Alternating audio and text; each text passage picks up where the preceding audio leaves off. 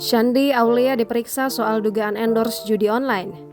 Shandy Aulia jalani pemeriksaan terkait dugaan endorse judi online. Artis Shandy Aulia diketahui dilaporkan oleh sosok perawat yang sempat dipolisikannya, Laura Aprilia.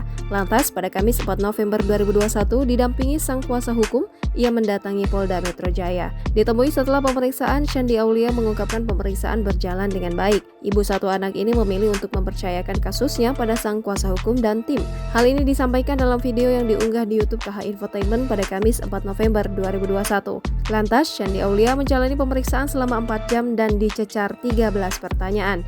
Ia mengaku akan bersikap kooperatif serta siap menjalani seluruh proses yang ada. Pada panggilan pertama ini, sang aktris memberikan klarifikasi mengenai endorse judi online. Akan tetapi, Laura Aprilia turut mempolisikan Shandy Aulia dalam laporan yang lain. Lanjut, Shandy Aulia memilih mengikuti proses hukum dan tidak memberikan pembelaan. Sang kuasa hukum menerangkan pemanggilan selanjutnya akan menunggu panggilan dari pihak penyidik. Jangan lupa subscribe, share, komen, dan like ya!